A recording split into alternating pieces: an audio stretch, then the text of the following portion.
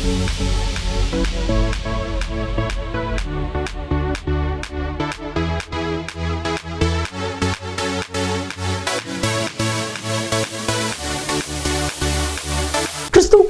பிரியமான தெய்வ பிள்ளைகளே, வெளிப்படுத்தின விசேஷம் பரலோகத்தின் சில காட்சிகள், கர்த்தராகிய இயேசு கிறிஸ்துவனுடைய வருகை, பூமியின் ராஜ்யங்களுடைய வரலாற்றினுடைய முடிவுகள், இவைகளை வெளிப்படுத்துவது தான் வெளிப்படுத்தின விசேஷம். இதனுடைய ஆசிரியர் அப்போஸ்தலனாகிய யோவான் பத்மத்துவில் சிறை கைதியாக இருக்கும் பொழுது கிரேக்க மொழியிலே எழுதப்பட்டது. பெரும்பாலும் அடையாள மொழிகளிலே எழுதப்பட்ட இந்த புத்தகம் மதிப்பிற்குரிய டாக்டர் ரெவரண்ட் பால்ராஜ் அதிசயமணி அவர்கள் மூலமாக நமக்கு டிராஸ்டிவின் மக்களுக்கு இது போதிக்கப்படுகிறது. தெய்வ மனிதர், தெய்வனால் பரிசுத்த ஆவியானவரால் வல்லமையாய் பயன்படுத்தப்படுகிற இவர்கள் கருக்கலான சத்தியங்களையும் ஆழமான உண்மைகளையும் மறைவான மறைப்பொருட்களையும் வெளிப்படுத்தி நமக்கு சொல்லி புரியக்கூடிய நல்ல தெய்வ மனிதர். தொடர்ந்து பாருங்கள். கர்த்தர் அன்பு பால்ராஜ் அவர்களை வல்லமையாய் பயன்படுத்தி வருகிறார். இந்த வெளிப்படுத்தின விசேஷம் உங்களுக்கு மிகுந்த பிரயோஜனமாக இருக்கும். கர்த்தர் உங்களை ஆசீர்வதிப்பார். ஆண்டோட பிரசன்னத்தில் மீண்டுமாக உங்களை காணும் பொழுது அதிக மகிழ்ச்சி அடைகிறேன். இந்நாளிலும் உங்கள் மத்தியில் வந்து உறவு கொள்ளவும் ஆண்டவருடைய வசனத்தை பகிர்ந்து கொள்ளவும் தருணம் கொடுத்த ஆண்டவரை துதிப்பதோடு உங்களுக்கு என்னுடைய நன்றியை நான் தெரிவித்துக் கொள்கிறேன். இரு சாட்சிகள் என்ற தலைப்பில் நாம் செய்தி படித்து தியானிக்க ஆரம்பித்திருக்கிறோம். ஏற்கனவே முதற் பாகத்தை நாம் முடித்து விட்டோம். இன்றைக்கு 2வது பாகத்தில் நாம் நுழைந்திருக்கிறோம். வெளிப்படுத்தின விசேஷம் 11ஆம் அதிகாரம் எடுத்துக்கொள்ளுங்கள். வெளிப்படுத்தின விசேஷத்திலிருந்து இந்நாட்களிலே செய்திகளை படித்து தியானித்து வருகிறோம். இரு சாட்சிகள் அவர்கள் யாவர் என்பதை குறித்து கடந்த தடவை நாம் சந்தித்த பொழுது நாம் ஆரம்பிக்கலானோம். வெளிப்படுத்தின விசேஷம் 11ஆம் அதிகாரம் 2ஆம் வசனத்திலே, என்னுடைய 2 சாட்சிகளும் ரெட்டு வஸ்திரம் முடித்து கொண்டிருக்கிறவர்களாய் 1760 நாள் அளவும் தீர்க்கதரிசனம் சொல்லும்படி அவர்களுக்கு அதிகாரம் கொடுப்பேன். பூலோகத்தின் ஆண்டவருக்கு முன்பாக நிற்கிற 2 ஒலிவ மரங்களும் 2 விளக்குத்தண்டுகளும் இவர்களே என்று சொல்லி தொடர்ந்து நாம் பார்க்கிறோம். யார் இந்த 2 சாட்சிகள் என்று சொல்லும் பொழுது பலரும் பலவிதமாக அதை விளக்கி சொல்லி தோற்று போனார்கள். சிலருக்கு ஊகங்கள், சிலருக்கு மூட நம்பிக்கைகள், சிலருக்கு ஓரளவு வேத வசனத்தின் ஆதாரத்தின்படி சொல்ல முயற்சிகள் எல்லாமே தோற்றுவிட்டன. என்ன சொன்னார்கள் அவர்கள்? மோசே என்று சொன்னார்கள், எலியா என்று சொன்னார்கள், ஏனோக்கு என்று சொன்னார்கள், செருபாபேல் என்று சொன்னார்கள், யோசுவா என்று சொன்னார்கள். ஆனால் த ஸ்கிரிப்சர் இன்டர்பிரட்ஸ் த ஸ்கிரிப்சர், வேதம் வேதத்தை விளக்குகிறது. வேதத்தில் என்ன இருக்கிறது என்பதை முன்னே பின்னே வாசித்துவிட்டு மற்றபடி கற்பனை விளக்கங்களுக்கு நாம் கடந்து செல்வது நல்லது. சரியா? வேதத்தில் என்ன இருக்கிறது? யார் அந்த 2 சாட்சிகளும்? 4ஆம் வசனம், பூலோகத்தின் ஆண்டவருக்கு முன்பாக நிற்கிற 2 ஒலிவ மரங்களும் 2 விளக்கு தண்டுகளும் இவர்களே என்று சொல்லி அந்த பகுதியிலே நான் வாசிக்கிறோம். 2 சாட்சிகள், அவர்கள் 2 ஒலிவ மரக்கன்றுகள், 2 குத்து விளக்குகள். இவைகள் என்று அழைக்கப்பட வேண்டிய இவர்கள் எப்படி இவர்கள் என்று அழைக்கப்படுகிறார்கள் தெரியாது. அவர்களுக்கு என்னென்ன ஆழ்த்தத்துவங்கள் இருந்தன தெரியாது. எப்பொழுது தெரியும்? ஆண்டவருடைய சமூகத்தில் போய் நாம் நிற்கும் பொழுது ஆண்டவர் எல்லாவற்றையும் அறிமுகப்படுத்தி நமக்கு விளக்குவார் என்பதிலே எந்த விதமான சந்தேகமும் இல்லை. சரி, இப்பொழுது தெரிந்திருக்கக்கூடிய உண்மைகளை மட்டும் மனதில் வைத்துக்கொண்டு அவற்றின் அடிப்படையில் காரியங்களை கற்றுக்கொள்ள வேண்டியது நம்முடைய கடமையாகும். சரி, இந்த 2 சாட்சிகளும் 2 ஒலிவ மரங்கள் 2 விளக்கு தண்டுகள் என்று சொல்லி வேதம் கற்றுக் கொடுக்கிறது. அது மட்டுமல்ல, அவர்கள் தீர்க்கதரிசிகள், வாய் திறந்து தீர்க்க தரிசனம் உரைக்கக்கூடியவர்கள் என்று சொல்லி கூட நாம் வேதத்தில் பார்க்கிறோம். அவர்கள் விளக்கு தண்டுகள் என்பதனாலே அங்கே எண்ணெய் இருக்கும், ஒளி இருக்கும். ஒளி கொடுக்கக்கூடிய மக்கள், ஆறுதல் படுத்தக்கூடிய மக்கள். எண்ணெய் என்பது ஆறுதல் படுத்தக்கூடிய ஒரு சின்னம், ஆறுதல் படுத்தக்கூடியவர்கள். ஆக ஆறுதலும் புத்தியும் தந்து மக்களை வழிநடத்துவதற்காக தேவனால் உண்டாக்கப்பட்ட நபர்கள் என்று சொல்லி அவர்களை குறித்து வேதத்திலே நான் வாசிக்கிறோம். சரி, அவர்களை குறித்து தொடர்ந்து பார்க்கும் பொழுது, ஒருவன் அவர்களை சேதப்படுத்த மனதாக இருந்தால் அவர்களுடைய வாயிலிருந்து அக்கினி புறப்பட்டு அவர்களுடைய சத்துருக்களை பட்சிக்கும்.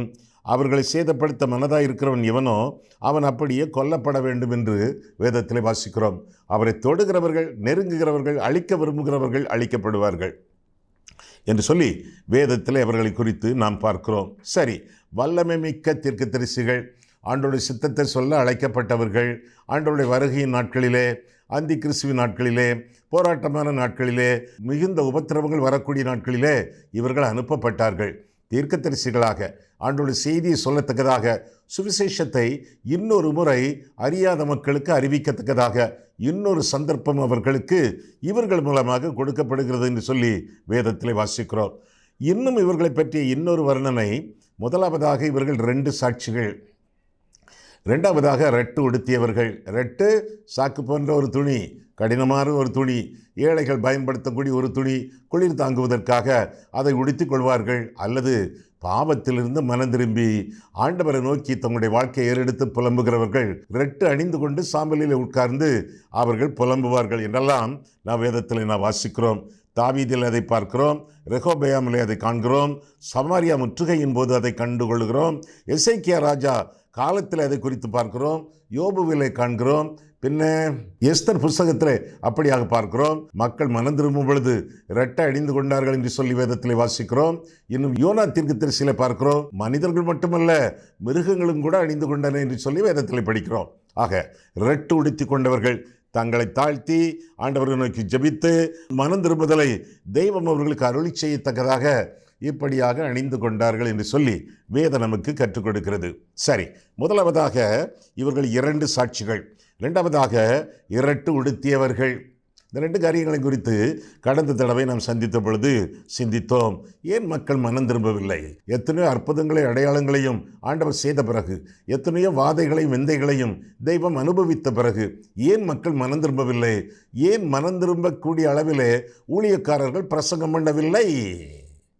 ஊழியக்காரர்கள் தான் நாட்களிலே மனம் திரும்பு என்று சொல்ல மறுக்கிறார்களே, அது சொல்வதே இல்லையே. கதைகளைத்தானே வளர்க்கிறார்கள். ஏதோ ஒரு வசனத்தை சொல்லிவிட்டு உடனே கதை கதை கதை கதையாக போய் அங்கே அது நடந்தது, இங்கே இது நடந்தது, நான் இதை செய்தேன், நான் அதை செய்தேன், கர்த்தர் என்னை அப்படி பயன்படுத்தினார், இப்படி பயன்படுத்தினார் என்று சொல்லி கதை அளக்கிறார்களை ஒழிய மனம் திரும்புதலை பற்றி யார் போதிக்கிறார்கள்? வெகு சிலர் போதிக்கிறார்கள், வெகு பலர் போதிக்கவில்லை என்று நாம் அறிந்து கொள்ள வேண்டும். உருக்கமற்ற உள்ளம், ஊழியர்களுடைய இருதயம் உருக்கமற்ற உள்ளம், ஆத்துமபாரம் இல்லை.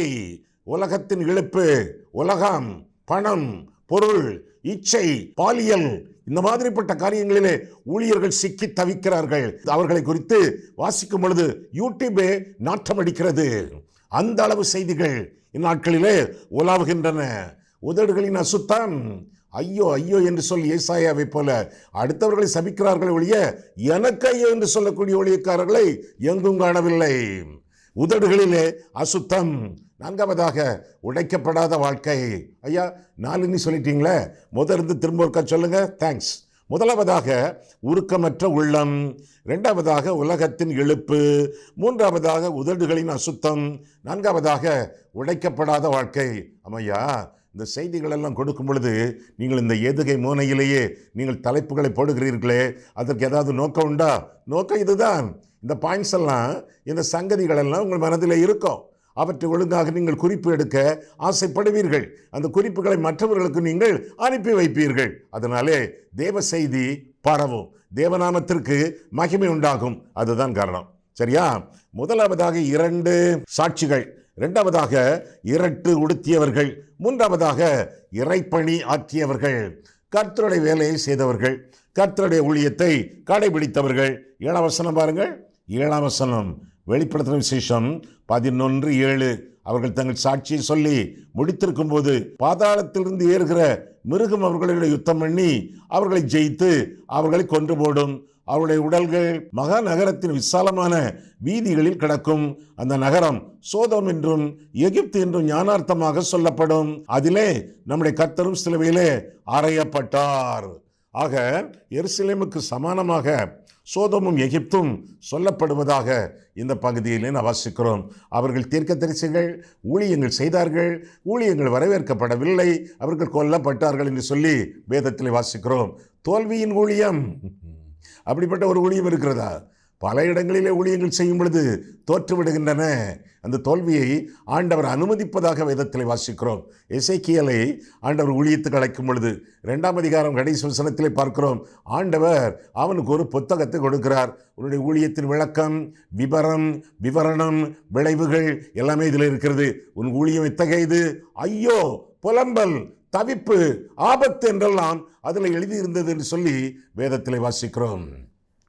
சில சமயங்களிலே தோல்வியின் ஊழியத்திற்கு ஆண்டவர் நம்மை அழைப்பதாக பார்க்கிறோம். எதற்காக? நீடிய பொறுமையோடு ஊழியம் செய்வதற்காக, விசுவாசத்தை இன்னும் காத்து கொள்வதற்காக, தேவனுடைய இரக்கத்திற்காக, தேவனுடைய விளைச்சலுக்காக, தேவனுடைய எழுப்புதலுக்காக இன்னும் காத்திருந்து ஜெபிப்போமே. பல வித காரணங்களுக்காக ஆண்டவருக்கு தான் அந்த காரணங்கள் தெரியும், ஏன் எழுப்புதல் தாமதிக்கிறது என்று சொல்லி. ஆக தாமதிப்பதும் சில சமயங்களிலே நம்முடைய ஆவிக்குரிய ஜீவியத்திலே நாம் முன்னேற்றம் அடைவதற்காக, இன்னும் ஆண்டவருக்கு மகிமையாக விசுவாசத்தையும் பக்தி வைராக்கியத்தையும் காத்துக்கொள்வதற்காக என்று சொல்லி வேதத்திலிருந்து தெளிவாக நாம் விளங்கிக் கொள்கிறோம். ஆக மனம் திரும்புதலுக்கேற்ற செய்தியை அவர்கள் தொடர்ந்து அறிவித்ததாக நாம் வேதத்திலே வாசிக்கிறோம். ஆமாம், மனம் திரும்பி இருக்கிறீர்களா? அப்படின்னா மனம் திரும்புங்கள் நீ சொல்லுவீங்களே மற்றவங்கள்ட்ட. இன்றைக்கு நீங்கள் சொல்லலையே. ஆண்டவருடைய அற்புதங்கள், அடையாளங்கள் இதைத்தானே சொல்லிக்கிட்டு இருக்கீங்க.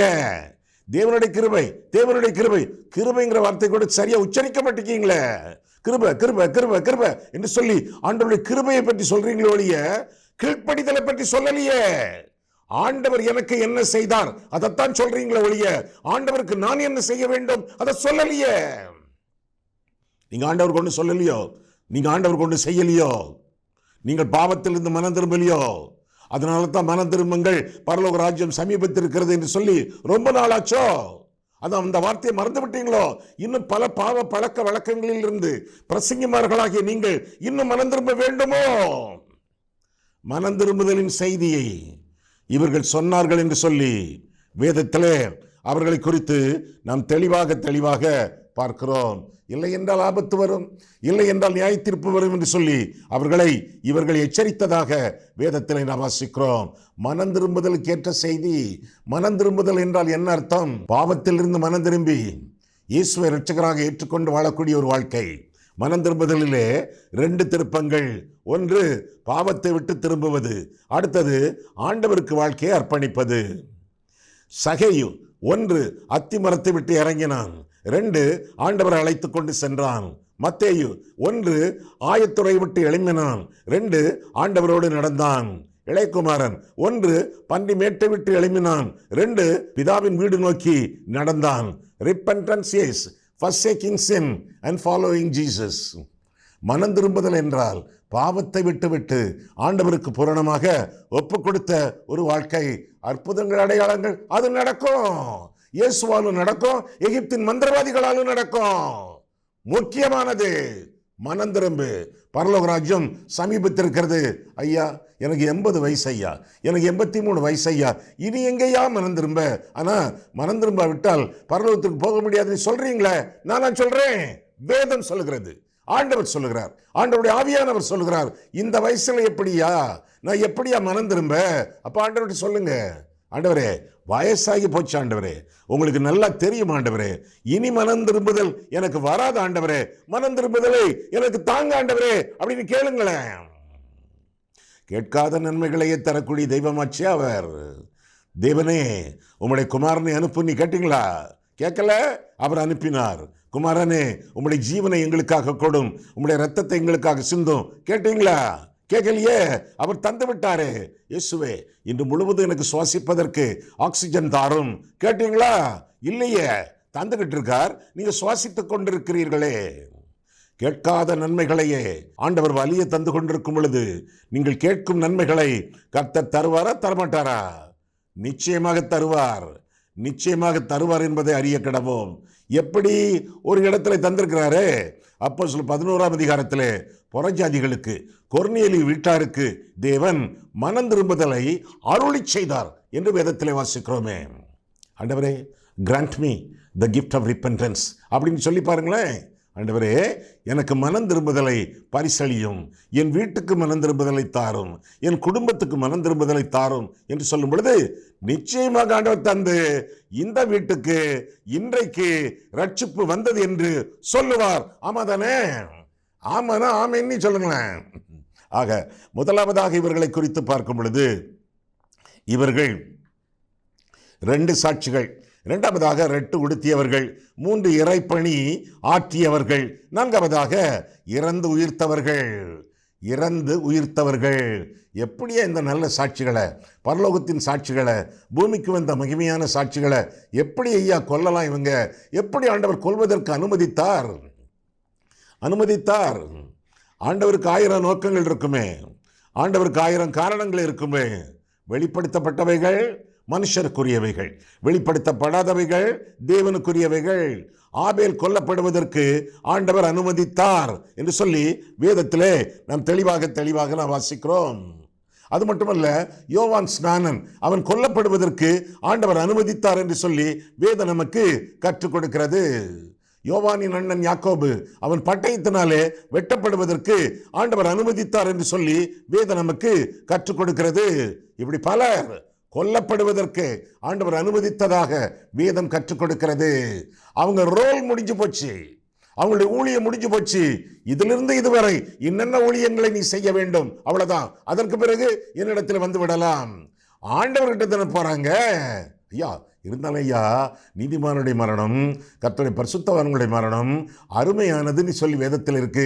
ஆனால் அவங்க நேச்சுரலாக இயல்பாக இறப்பதற்கு பதிலாக கொல்லப்பட்டிருக்காங்களே ஐயா. ஸ்தேவானெல்லாம் கல்லறியப்பட்டிருக்காங்க ஐயா, சிரச்சேதம் செய்யப்பட்டிருக்காங்களே ஐயா ஊழியக்காரங்க. அது எப்படியா? இந்த மாதிரிப்பட்ட மரணமும் கர்த்தருடைய பார்வையிலே அருமையானதா? நிச்சயமா அருமையானது. எப்படி மரணம் சந்திக்கிறது என்பது முக்கியமல்ல, யார் மரணத்தில் சந்திக்கிறார் என்பது முக்கியம். மாமரம் காய்த்து பூத்து இன்னும் கனி கொடுத்து தொங்கிக் கொண்டிருக்கிறது அநேக பழங்கள். அந்த பழங்களை பறிப்பது எப்படி?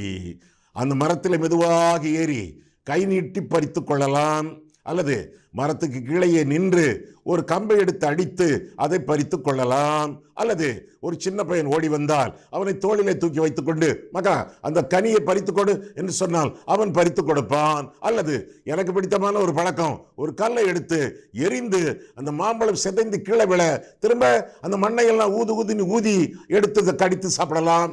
பல விதத்திலே பழங்கள் பறிக்கப்படலாம். ஆனால் கேள்வி என்ன?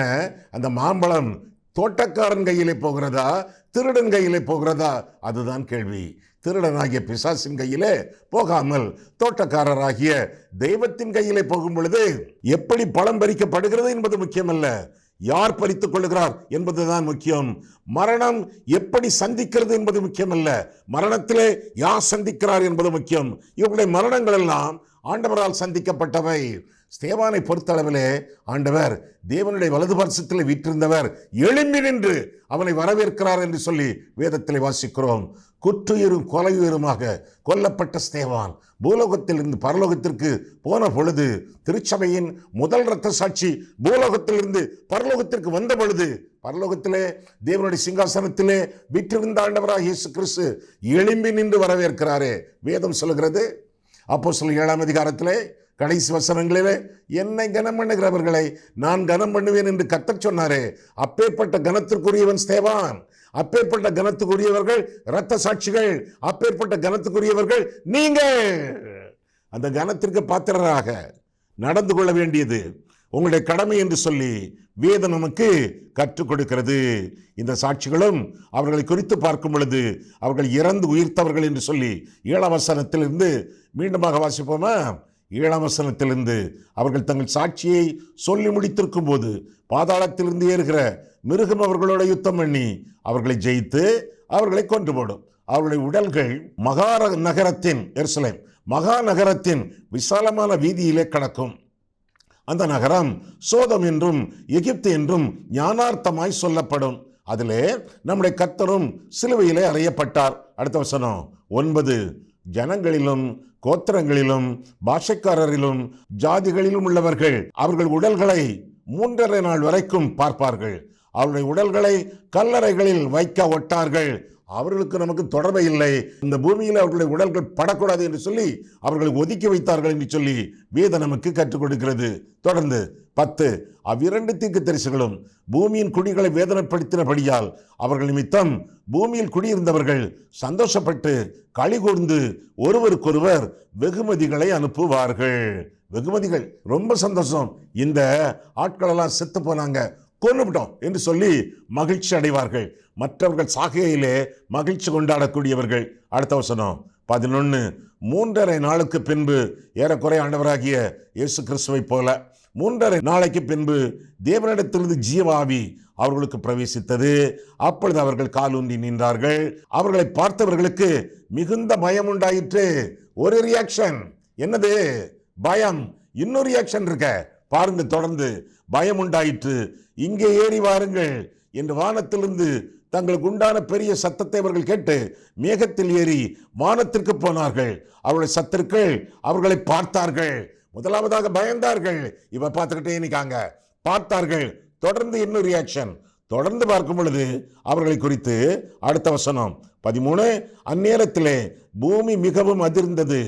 உடனே அந்த நகரத்தில் 10ல் 1 பங்கு இடிந்து விழுந்தது. மனுஷரில் 7000 பேர் பூமி அதிர்ச்சியினால் அழிந்தார்கள். மீதியானவர்கள் யாரவங்க? அழியாதவர்கள். மீதியானவர்கள் பயமடைந்து பரலோகத்தின் தேவனை மகிமைப்படுத்தினார்கள். பயங்கரமான காரியங்களை கர்த்தர் கட்டளையிட்ட பொழுது மதிமயங்கவில்லை, மகிமைப்படுத்தினார்கள் என்று சொல்லி வேதத்திலே அவர்களை குறித்து பார்க்கிறோம். பரவசப்பட்டார்கள். இறந்து உயிர்த்தவர்கள் எழும்பி பிரகாசிக்கத்தக்கதாக ஆண்டவர் அவர்களை எழுப்பி விட்டார் என்று சொல்லி வேதம் நமக்கு கற்றுக் கொடுக்கிறது. இதுவரை 4 காரியங்களை பார்த்தோம். இந்த இரு சாட்சிகளை குறித்து இன்னொரு காரியத்தையும் பார்ப்போம். சரியா? முதலாவதாக இவர்கள் 2 சாட்சிகள். இரண்டாவதாக இவர்கள் ரட்டு உடுத்தியவர்கள். மூன்றாவதாக இறைப்பணி ஆற்றியவர்கள், தேவனுடைய ஊழியத்தை செய்தவர்கள். நான்காவதாக இறந்து உயிர்த்தவர்கள். இறப்பு இவர்களுக்கு அனுமதிக்கப்பட்டிருந்தது என்று சொல்லி வேதத்தில் வாசிக்கிறோம். மரணத்திற்கு யாரும் தப்ப முடியாதே. மரணம் பாவிக்குரிய அனுபவம் அல்ல, மரணம் ஆவிக்குரிய அனுபவம். இங்கே கண்களை மூடுகிறோம், அங்கே கண்களை திறக்கிறோம். விழிக்கும் போது ஆண்டவருடைய சாயலினாலே திருப்தி ஆவோம். பூலோகத்திலே நம்முடைய கால்கள், பரலோகத்திலே நம்முடைய கண்கள். அப்படியாக இந்த உலகத்தில் வாழ்ந்து கொண்டிருப்போம்.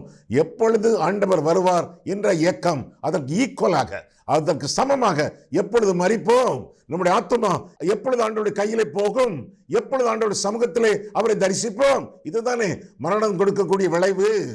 சந்தோஷமா சந்தேகமா? சந்தோஷத்தோடு வாழ வேண்டியது நம்முடைய கடமை என்று சொல்லி வேதம் நமக்கு கற்றுக் கொடுக்கிறது. சரி, இன்னொரு காரியத்தையும் நாம் பார்ப்போமே. முதலாவதாக மீண்டும் எதற்கு திரும்ப திரும்ப இந்த பாயிண்ட்ஸ் எல்லாம் சொல்லிக்கிட்டு இருக்கேன்?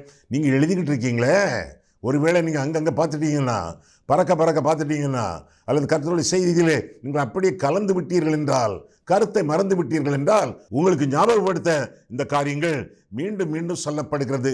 ஒரு தடவை பவுல் இப்படி சொல்லுவான், எழுதினதையே திரும்ப திரும்ப எழுதுவது எனக்கு பிரச்சனை இல்லை, ஆனால் அது உங்களுக்கு நலமாக இருக்கும் என்று சொல்வான். பிலிப்பியர்களை சொல்லும் பொழுது அதே போல திரும்ப திரும்ப இந்த கருத்துக்களை, இந்த பாயிண்ட்ஸை சொல்லுவது எனக்கு ஒன்றும் கஷ்டம் இல்லை, உங்களுக்கு பிரயோஜனமா இருக்கும். முதலாவதாக 2 சாட்சிகள், இரண்டாவதாக ரட்டு உடுத்தியவர்கள், மூன்றாவதாக இறைப்பணி ஆற்றியவர்கள், நான்காவதாக இறந்து உயிர்த்தவர்கள், ஐந்தாவதாக இறைவனை மகிமைப்படுத்தினவர்கள். தேவனுக்கு மகிமை அவர்கள் மூலமாக உண்டானது. பூமியில் உள்ள சில மக்கள் ஆண்டவரை மகிமைப்படுத்தக்கூடிய அளவிலே அவர்களுடைய அருட்பணியும் அவருடைய ஆருயிரும் விளக்கமாக காணப்பட்டது என்று சொல்லி வேதம் நமக்கு கற்றுக் கொடுக்கிறது. எங்கே வாசிக்கும் பொழுது 13ஆம் வசனம் முதலாக வாசிக்கையிலே, அந்நேரத்திலே பூமி மிகவும் அதிர்ந்தது. பூமி அதிர்ச்சிக்கு வெளிப்படுத்தின விசேஷத்தில் பஞ்சமே இல்லை. அவ்வப்போது பூமி எதிர்ச்சி என்று சொல்லி நாம் பார்க்கிறோம். எதற்காக? அக்கிரமக்காரர்களை விழுங்குவதற்காக. அதுதான் முக்கியமான காரணம். அந்நேரத்திலே பூமி மிகவும் அதிர்ந்தது. உடனே அந்த நகரத்தில் 10ல் 1 பங்கு இடிந்து விழுந்தது. சரிதானே? 10ல் 1 பங்கு இடிந்து விழுந்தது. மனுஷரில் 7000 பேர் பூமி எதிர்ச்சியினால் அழிந்தார்கள். அழிவு என்ன உண்டாக்கும்? அழிவு மயக்கத்தை உண்டாக்குமோ? மகிழ்ச்சியை உண்டாக்கியது, மகிமையை உண்டாக்கியது. எப்படி? தொடர்ந்து பாருங்கள். மீதியானவர்கள் பயமடைந்து பரலோகத்தின் தேவனை மகிமைப்படுத்தினார்கள். அக்கிரமம் அழியும் பொழுது ஆண்டவர் மகிமைப்படுகிறார், ஆண்டவர் மகிழ்ச்சி அடைகிறார். ஜனங்கள் இதுவரை மனம் திரும்பாதவர்கள் கூட ஆண்டவருடைய கிருபையினாலே ஆண்டவருடைய சமூகத்திலே ஆண்டவரை மகிமைப்படுத்தினார்கள் என்று சொல்லி வேதம் நமக்கு கற்றுக் கொடுக்கிறது. இது இரண்டாம் ஆபத்து. முதலாவது ஆபத்து என்ன? அந்த தீர்க்கதரிசிகள் மடிந்தார்களே, அது முதலாவது ஆபத்து. இது இரண்டாவது ஆபத்து. இன்னும் எத்தனையா? மூணாவது ஆபத்து இருக்கிறது, வரப்போகிறது. பாருங்க வசனத்தை 14. இரண்டாம் ஆபத்து கடந்து போயிற்று, வாஸ்து முடிச்சிட்டோம். இதோ மூன்றாம் ஆபத்து சீக்கிரமாய் வருகிறது. அது எப்ப பார்க்க போகிறோம்? அடுத்த தடவை நாம் சந்திக்கும் பொழுது ஆண்டவர் சித்தமானால் நாம் நிச்சயமாக பார்ப்போம். இப்பொழுது கட்டடங்கள் எல்லாம் இடிந்து விழுந்தன, 7000 பேர் படுகொலை செய்யப்பட்டார்கள், பூமியின் ஜனங்கள் பயந்தார்கள், தேவனை மகிமைப்படுத்தினார்கள் என்று சொல்லி வேதத்திலே நாம் வாசிக்கிறோம். அவர்கள் மகிமைப்படுத்தியதிலிருந்து என்ன கண்டுகொள்கிறோம், என்ன கற்றுக்கொள்கிறோம்? It is a mark of repentance. அது மனம் திரும்புதலின் அடையாளம், அது எழுப்புதலின் அடையாளம் என்று சொல்லி அவர்களை குறித்து நாம் பார்க்கிறோம். எழுப்புதலின் அடையாளம். பொது ஜனங்கள் தேவனை மகிமைப்படுத்த விளைந்தார்கள். ஆரம்பமானது ஆண்டவரை மகிமைப்படுத்தக்கூடிய காட்சி என்று சொல்லி வேதத்திலே வாசிக்கிறோம். ஆமா, ஆண்டவரை மகிமைப்படுத்துவதை ஏன் ஒத்தி போட வேண்டும்? ஆபத்து வருவரை ஏன் காத்திருக்க வேண்டும்? கல்லறி விழுவரை ஏன் காத்திருக்க வேண்டும்? இப்பொழுதே மகிமைப்படுத்தலாமே. ராஜ்யமும் வல்லமையும் மகிமையும் என்றென்றைக்கும் உடையவைகளே என்று ஜெபிக்கிறீர்களே, நீங்கள் உங்களுடைய வாயினாலும் உங்கள் வாழ்க்கையினாலும் உங்களுடைய வார்த்தையினாலும் ஆண்டவருக்கான வருத்தங்களினாலும் ஆண்டவரை மகிமைப்படுத்தி வாழ வேண்டியது நம்முடைய கடமை. இன்றைக்கு எப்படி மகிமைப்படுத்தலாம்? சற்று வேளையிலே ஸ்தோத்திர பலியிடுகிறவன் என்னை மகிமைப்படுத்துகிறான். இன்னும் மகிமைப்படுத்துவதற்கு இன்னும் பல எத்தனங்கள் உண்டு, இன்னும் பல காரணிகள் உண்டு. ஒவ்வொன்றாய் வரக்கூடிய நாட்களிலே நாம் பார்ப்போம். ஆண்டவர் மகிமைப்படுவாராக. நம்முடைய வாழ்க்கையின் மூலமாக கர்த்தருக்கு மகிமை உண்டாவதாக. இன்னொரு காரியம் சொல்லட்டா? சட்டனி மனசுல ஞாபகத்துக்கு வருது. உங்களுக்கு ஒரு பிடிக்காத எதிரியை வச்சுக்கிடுங்க. அந்த எதிரி, அந்த ஆளோட பேச்சுவார்த்தை உங்களுக்கு கிடையாது. 20-25 வருஷமா அந்த ஆளை நினைக்கிறீங்க, அந்த ஆளுக்கு ஜெபம் பண்ணணும் என்று சொல்லி வேதம் சொல்லுகிறது. உங்கள் சத்துருக்களை சிநேகியுங்கள், சபிக்கிறவர்களை ஆசீர்வதியுங்கள், பகைக்கிறவர்கள் நிந்திக்கிறவர்கள் இவர்களுக்காக ஜெபம் பண்ணுங்கள் என்று கர்த்தர் கற்பித்தாரே. மத்தேயு 5ஆம் அதிகாரத்திலே. ஐயா, இப்படிப்பட்ட ஆட்களுக்காக எப்படியா ஜெபம் பண்ணுவது? கஷ்டம்தான், கஷ்டம் அல்ல. ஆனால் ஒரு குழு கொடுக்குறேனே, ஒரு ரகசியத்தை நான் உங்களுக்கு சொல்றேனே. ஆண்டவரே, அந்த ஆள் வாழ்க்கையின் மூலமாக உங்களுடைய நாமத்தை மகிமைப்படுத்தும். சொல்லுங்களேன், ஈஸி தானே, சிம்பிளா இருக்க. ஆண்டவரே, அந்த ஆள் வாழ்க்கையின் மூலமாக உங்களுடைய நாமத்தை மகிமைப்படுத்தும். ஜெபம் ஆண்டவர் செய்வாரே, ஆண்டவர் சொன்னதை நிறைவேற்றுவாரே. பொய் சொல்லுகிறவர் அல்லவே. சத்துருக்களுக்காக நாம் ஜெபிக்கும் பொழுது அது ஆண்டவருக்கு இஷ்டமான ஜெபம் தானே. சொல்லுங்க, வரக்கூடிய நாட்களிலே வெளியரங்கமாக வேதம் சொல்லக்கூடிய பல காரணங்களின் அடிப்படையிலே கர்த்தரை மகிமைப்படுத்தும் பொழுது இதையும் சொல்லுங்கள். யார் உங்களுக்கு பிடிக்கவில்லையோ, யாரோடு உங்களுக்கு ஒத்து வரவில்லையோ, ஆண்டவரே அந்த ஆள் மூலமாக உங்களுடைய நாமத்தை மகிமைப்படுத்தும் அப்படின்னு சொல்லுங்களேன். ஆண்டவர் மகிமைப்படுத்த ஆரம்பிப்பார். அந்த ஆள் மனம் திரும்புவதை நீங்கள் காண்பீர்கள். கண்களை மூடுவோம், கர்த்தரை பார்ப்போம். அன்புள்ள ஆண்டவரே, உம்முடைய வசனங்களை ஆராயவும் எங்கள் வாழ்க்கையை ஆராயவும் உம்முடைய சந்நிதியிலே எங்களை வழிநடத்தினீர். அதற்காக நன்றி செலுத்துகிறோம் சுவாமி.